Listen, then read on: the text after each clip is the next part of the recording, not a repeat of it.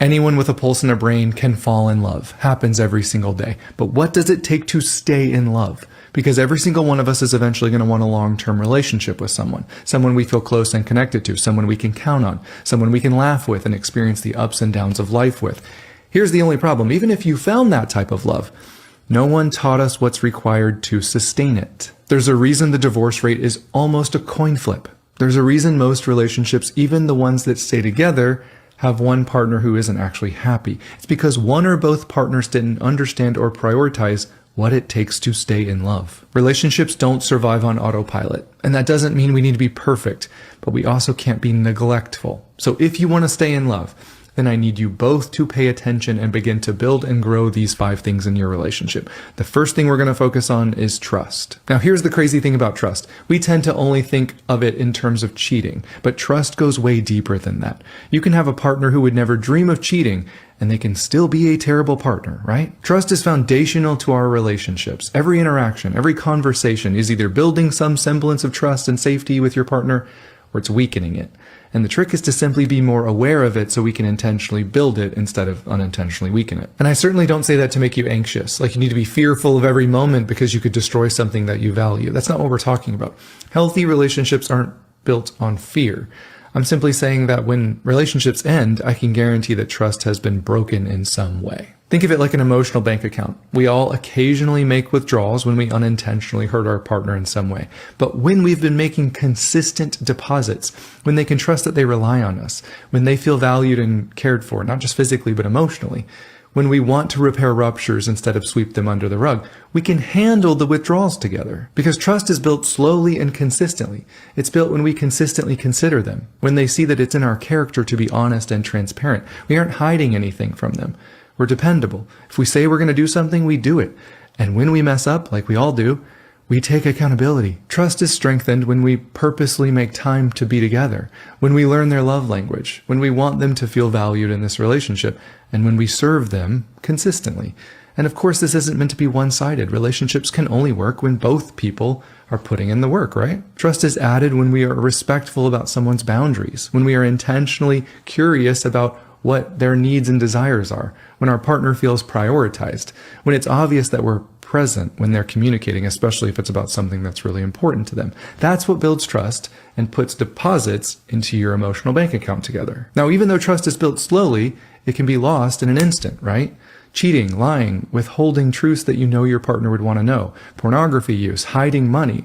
There's a lot of things that can instantly break your partner's trust, and those are completely justified. But what people don't think about is that trust can be lost slowly as well. That's why some people describe the loss of love in their relationship as death by 1,000 paper cuts. These are the types of relationships where at one time at least you felt like you had a decent bank account together, but the withdrawals became more frequent than the deposits. And when you brought that up, you were met with defensiveness, invalidation, gaslighting, whatever it was. But it became clear it's not safe for me to be vulnerable, and slowly but surely trust began to erode.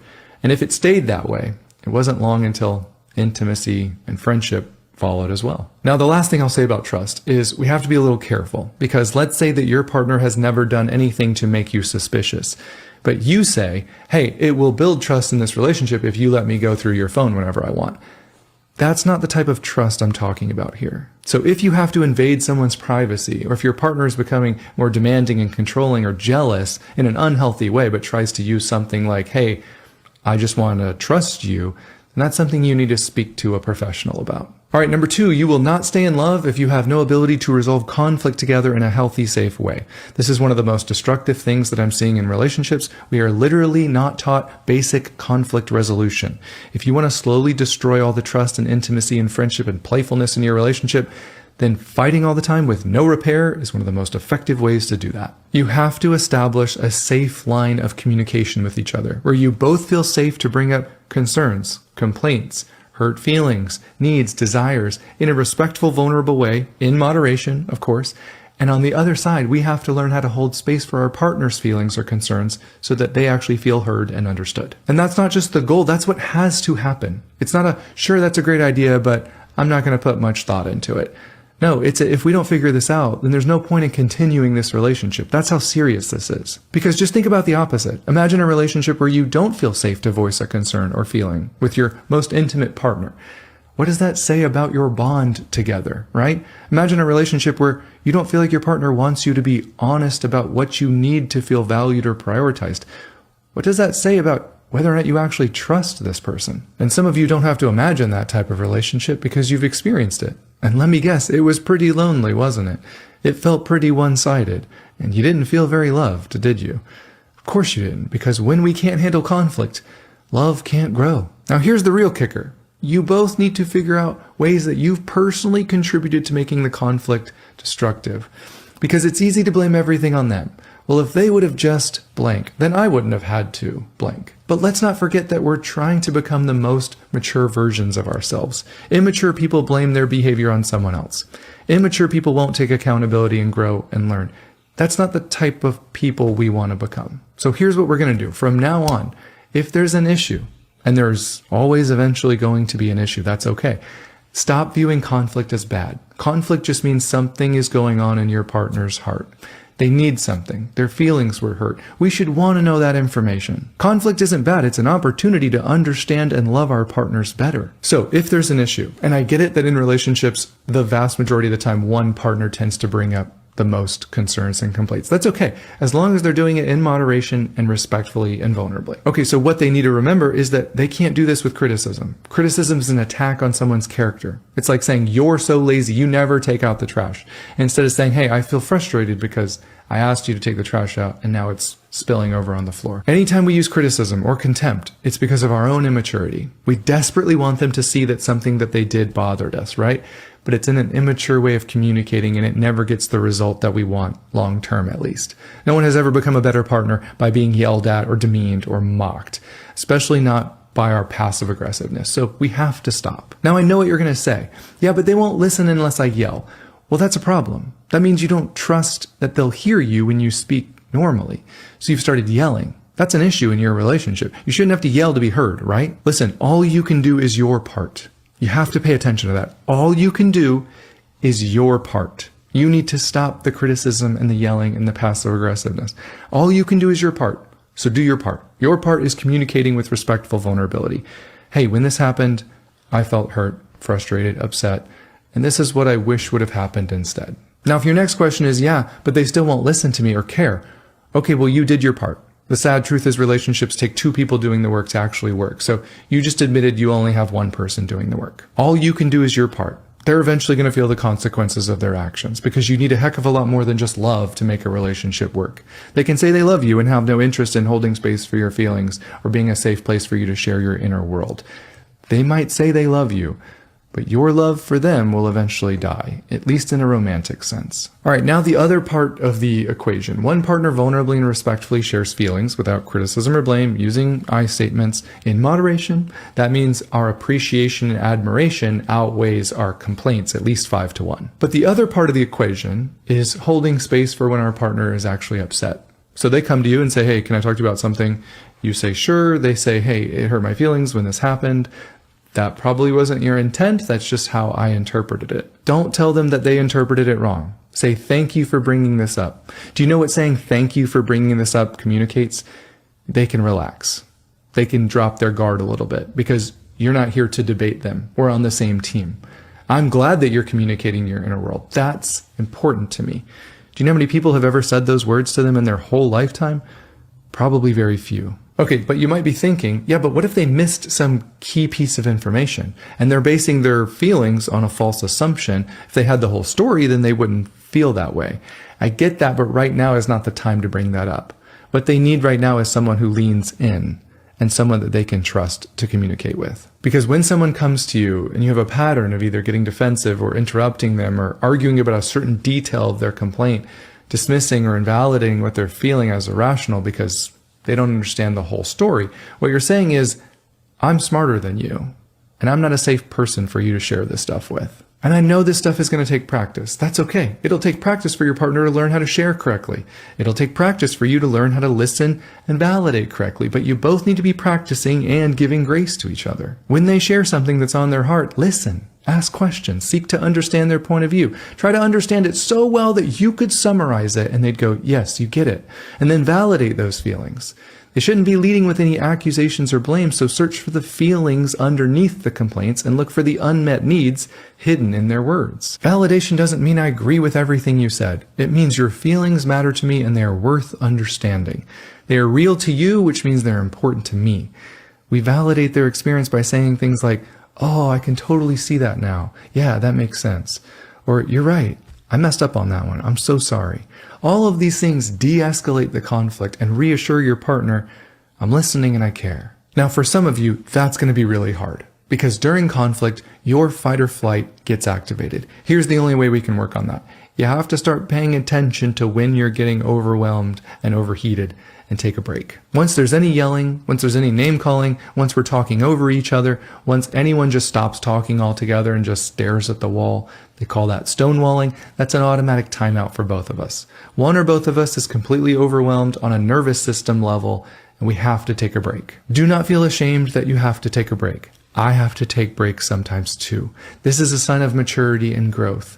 But take a break with the intention to come back and revisit the conversation because it's important to our partner that they don't feel just completely abandoned. Now, when you both get good at this, when you get good at listening and holding space for each other, hopefully the partner who brings up the complaint will start to feel safe and valued enough to where you're both honoring each other during conflict, even as they're bringing up a complaint. Now, what that looks like is the partner who brings things up would say, I know you didn't intend for this to happen, but when this happened, I felt this way. This is just the story I'm telling myself, but I want to hear your side of it too. And then the listening partner would say, I appreciate you bringing this up, but I want to stay on you for just a second. Tell me a little bit more about what happened before I share my side. Do you see what happened? You were both able to honor and respect each other. Don't you think that's so much better than fighting? This definitely takes both people. I get that. But this is what's required to have that extraordinary relationship that we all say we want. We all want a relationship with passion and connection and low conflict. This is what's required from both people. Stop saying that that's the relationship you want when you're not actually willing to put in this work. It's not the conflict that destroys the relationship. It's the lack of accountability and repair that destroys connection, which destroys the relationship. All right, I took too long on conflict. I knew I was going to do that, but that's okay because we're building a foundation and all the others will kind of make sense upon that foundation. So number 3, you can't have a love that lasts without emotional connection. Emotional connection is your bond together. It's what makes your relationship different than simply being roommates or good friends.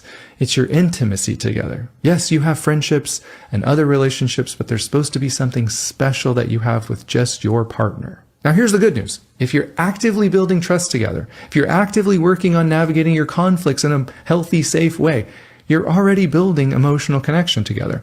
But here's where we need to take that a little step further to really strengthen that bond. The way we do that is through quality time together, deeper conversations, and new experiences. Start intentionally making time for each other again. Just like when you were dating, there's no reason that behavior needed to stop. Even if you're at home with the kids, put the kids to bed, put your phones away, and do something fun together. Play a game, build a fort, go on a date, do a craft, do something intentionally fun together. Start a new hobby that you're both excited about doing together. Do an escape room, as long as you don't fight about it. And while you're doing those things, talk again. Don't just talk about your job or the kids. Talk about each other.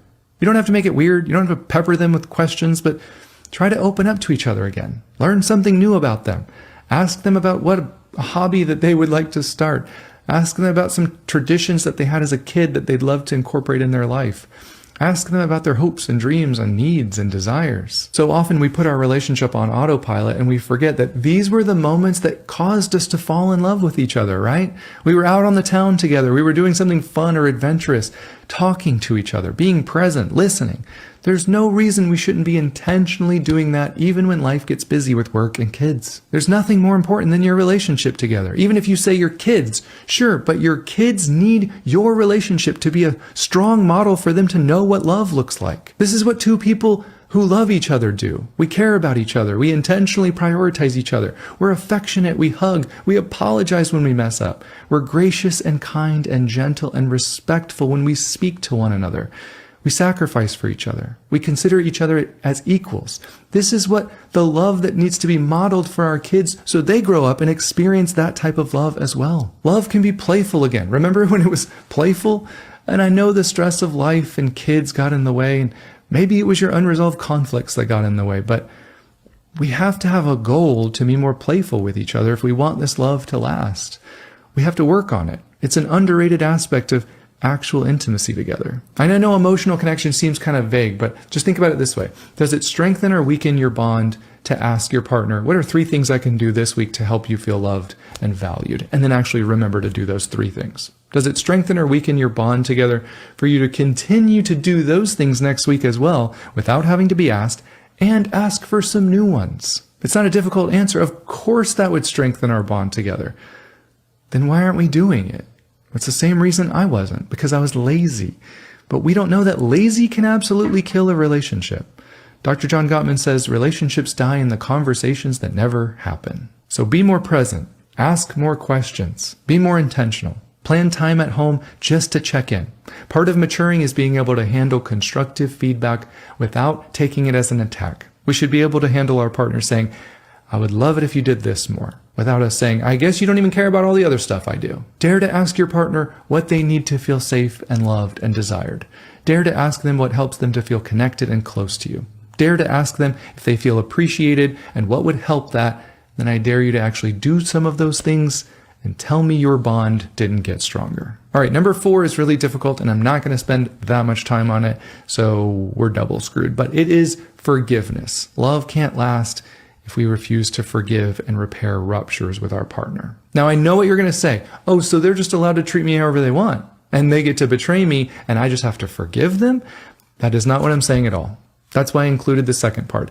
Love can't last if we refuse to forgive or if we refuse to repair ruptures together. So if you've experienced a large betrayal in your relationship, you deserve a partner who does everything possible to rebuild trust and repair that betrayal to the best of their ability. If you have a partner who betrayed you and they acted like time should just heal those wounds, they swept it under the rug, they didn't want to go to counseling, they didn't want to talk about it, they invalidated your pain, they dismissed what you needed to actually move forward in this relationship, that person isn't a safe partner, and you don't deserve that, plain and simple. Now, I know that's really hard, and sometimes leaving isn't always a possibility, but we can all agree that love is not going to flourish in that environment.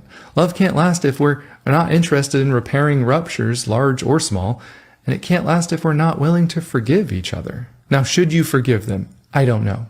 You could choose to ultimately forgive them, and that still doesn't mean that they're doing the work of taking accountability, understanding the impact that their actions had on you, empathizing with their pain, doing the necessary work to change and rebuild trust. Or you could forgive them and still decide that they are not a healthy, safe partner. Or you could forgive them when they are doing all of those things that are required to rebuild trust, but you realize you can't stay in this relationship because you don't actually want to rebuild trust with this person anymore, depending on the size of the betrayal. And that's perfectly reasonable. The only point I'm trying to make in this section is we're all going to cause ruptures in our relationship. Large ones need to be talked with a professional, right?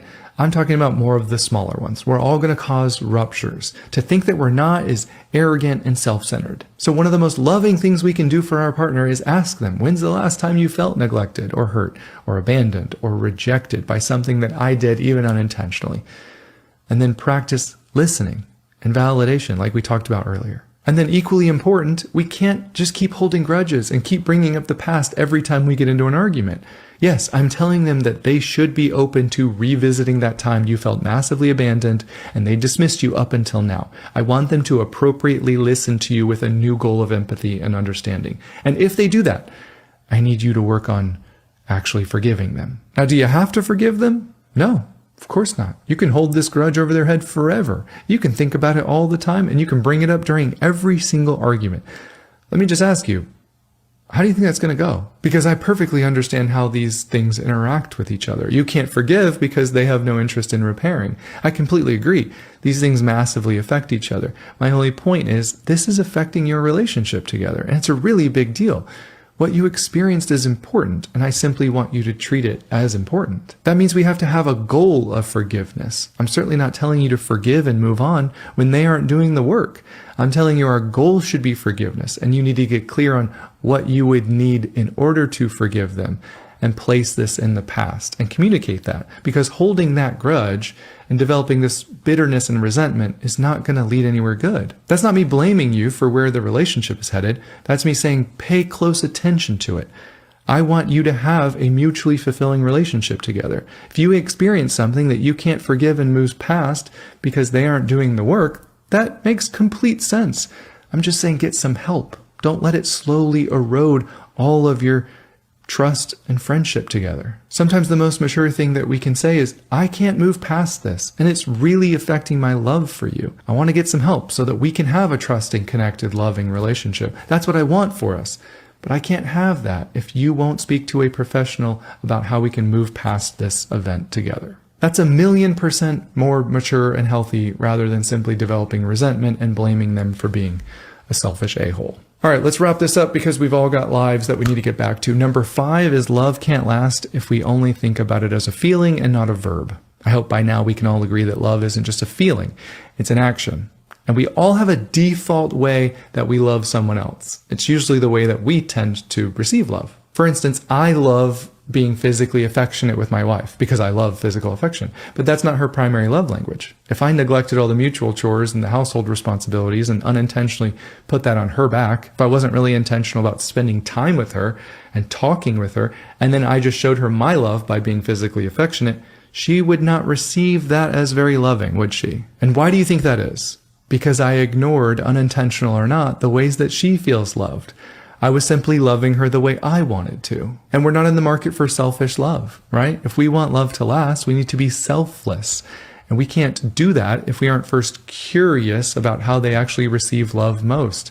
And if they say they don't know, just start with what they know doesn't work and doesn't make them feel loved, and then let's work our way backwards. The last thing I'll say is this. All this relationship stuff gets really complicated, right? But maybe it's not as complicated as we make it seem. If I actually had 2 people in front of me that wanted to make their love last and they were willing to put in the work, the formula isn't actually that complicated. You need to be intentionally building trust together. You need to be navigating conflicts as a team with mutual respect and the ability to take accountability. You need to be appreciating each other. You need to be building your emotional connection and intimacy together. You need to keep short accounts in this relationship and check in with each other and provide a safe place for them to voice concerns or desires. You need to be forgiving each other so you're not developing a whole bunch of bitterness or resentment. And you need to love each other in the ways that they feel it most, not just the ways you want to give it. Now, is it hard to find 2 people who actually want to do that stuff? Yeah, but that doesn't make it any less true that this is the secret to making love last. And it's possible for anyone who is willing to put in the work as a team. Thank you so much for watching. Can't wait to see you in the next one.